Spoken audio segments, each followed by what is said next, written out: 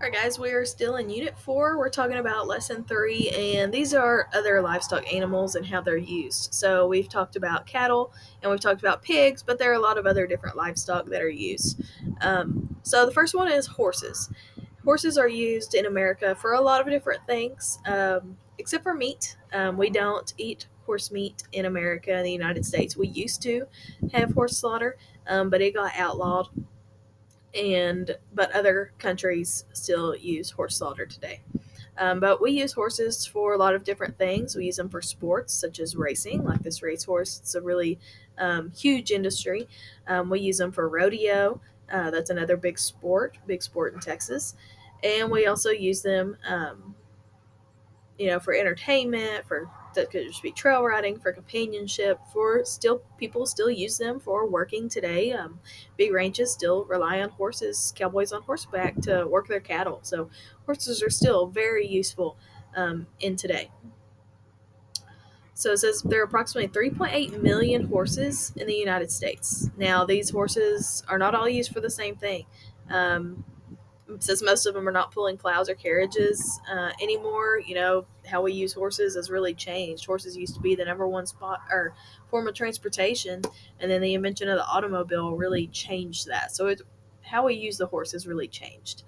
Some horses are still used on farms and ranches for rounding up cattle. Most of them are raised for sport, show, and just as a pet companionship. So, horse racing is a really popular and profitable industry. Several forms of horseback riding are international sports. It's in the Olympics. The equine industry generates $122 billion on the American economy. So it is a significant part of agriculture. Even though we don't really use horses for farming anymore, we still use them in agriculture. So they're bred for specific purposes. There's different breeds for different things. We talked about draft horses in lesson 2. So draft horses are those really big horses. Those are used for pulling things, really heavy duty. There's the quarter horse, which was developed to run a quarter mile super fast. So those are used for racing or doing livestock skills. So it talks about draft horse breeds. The draft horse, these are large ones, pulling heavy carts, heavy things. Okay, donkeys. Donkeys are still valued for their sure-footedness and ability to carry a heavy load. Another thing donkeys are good for is you can have them with your herd. Donkeys are really loud if you haven't ever heard them, and they can have a temper.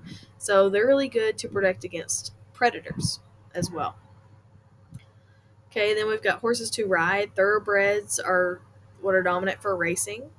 Ponies are really good for children learning to ride. So there's just like cattle and any kind of animal, dogs as well. Breeds are for different things. So horses are really popular in the U.S., but they're really expensive to own and maintain. You got to have a lot of land for them, and they require a lot of care.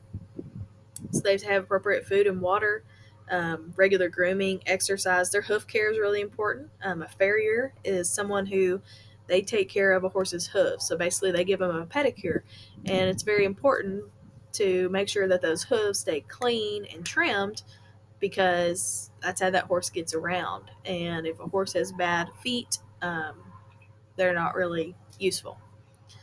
Their diets need careful monitoring, um, but people still love horses and they still are very popular.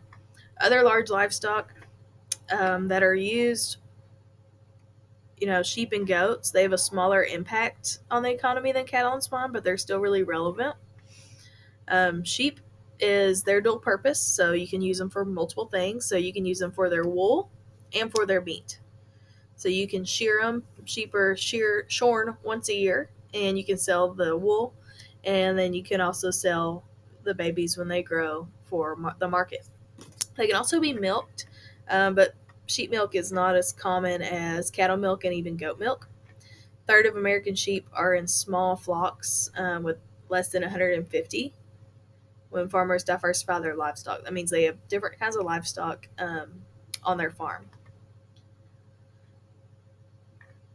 So sheep don't eat a lot of grass. They eat almost anything, and so they do really well on land that isn't suited for cattle. So cattle, they're kind of divas. They like just flat grassland. That's where they thrive. But rocky terrain, that's where sheep are going to do better. Goats are another small segment. We raise goats. Goats are really durable. They can live on any type of land. They're not as popular for meat in the United States as other parts of the world, but they're getting more popular as we're getting more immigrants from other countries.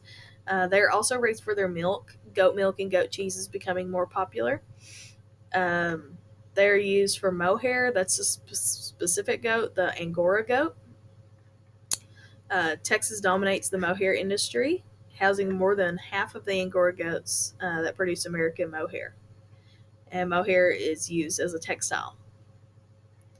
So then we go to smaller animals. So that's going to be poultry. Poultry, you need to know that's for domesticated birds. So it's become increasingly popular as we find out that, you know, their meat is a little bit better for you than red meat. So poultry business has seen the average American consumption increase. So it says approximately 100 pounds of chicken that an American ingests yearly comes from broilers, which were those meat chickens we learned about in lesson two. Beyond serving as the go-to lean meat, chickens also produce eggs, and eggs are a huge industry. So the average American eats about 290 eggs a year. There's plenty of demand for eggs. So it says the poultry industry is split. Most poultry are going to come from the east. So Georgia, Arkansas, Alabama, North Carolina, Mississippi, uh, they're going to come from, they're going to have your broilers, which are your meat chickens. Your eggs are going to come from Iowa, Ohio, Pennsylvania, and Indiana, those cooler temperatures. Turkeys are the next most popular after chicken, of course, of poultry. Average American consumes about 16 pounds of turkey per year. That's not just Thanksgiving. Domesticated turkeys have been bred to have larger breasts, just as chickens, so that we can get more meat from each turkey. So this talks about artificial insemination. That is where sperms removed from the male, and inserted in the female by humans. So this is a good way um, to breed animals, especially like whenever you breed these turkeys that are so big, because they can't really truly mate. You have to do it for them. You have to artificially inseminate. And it's a good way to say, I really want this bull that's in New York. Well, instead of me driving my cow all the way to New York to breed to it, they can ship me the sperm. Yeah, you can ship it. It's got to be really cold. It's got to be in liquid nitrogen. And then I can inseminate my cow with that sperm. So it really has changed the game. Ducks and quail are also prevalent in the poultry industry, not near as as in, not important, but popular as chicken and turkey. They also provide eggs and meat, so they're kind of delicacies. They're not really a mainstream American diet. Europe eats a lot of duck and quail. If you've never had quail or duck, though, they taste really well. They're really good. Another one is rabbits. That's going to be the next popular small animal. Most of the rabbits in the U.S. are used for meat. They're also used for their pelts for fur. It's popular because it's one of the cheapest animals to raise. Bees. Bees as a livestock animal, yeah, that's an insect, but bees are getting really, really popular. Um, you know, the loss of the bee population, its impact. So it's really important that we have people that are producing these bees. Beekeepers generate honey that stocks the grocery store shelves, so bees are valuable for this product as well as for their roles as pollinators. So the term pet industry refers to dogs, cats, guinea pigs, hamsters, goldfish, parakeets, anything that's sold by a pet store or registered breeder. So this talks about how livestock is not just for food and clothing. Um, it's most popular for food and clothing, but there are lots of other things we can get from livestock, like eggs, milk, fleece, and pelts. The hide of a lot of livestock is used for leather. Think of like your batting glove or baseball glove, boots. That all comes from the hide of livestock.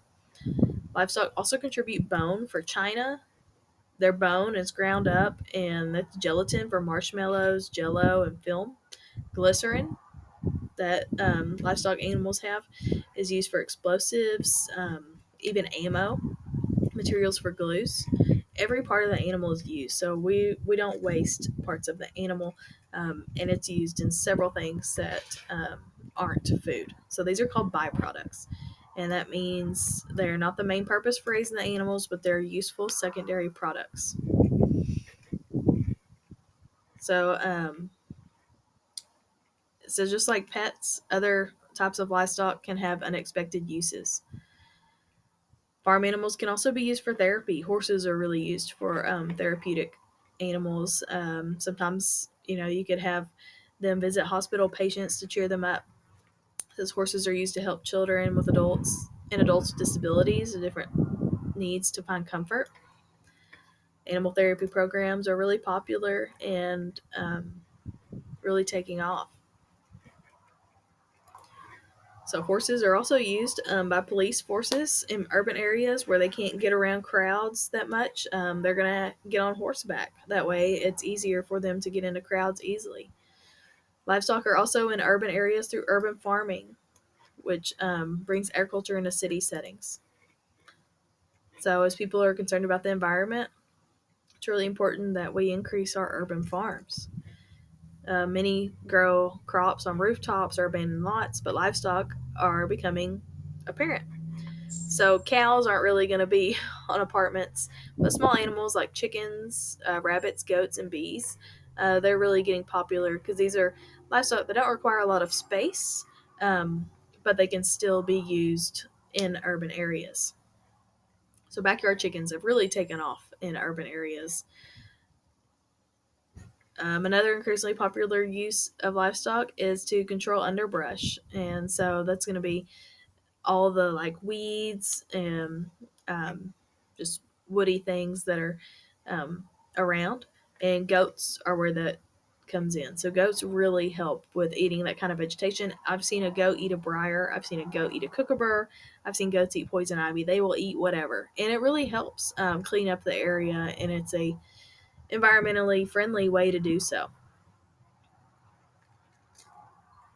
So this says President Woodrow Wilson used sheep to keep the White House lawn trimmed during World War One when cost cutting was key. So creative uses for livestock are nothing new. So livestock, remember, they are not just used for meat; they're used for all kinds of things. It's a very broad and big industry.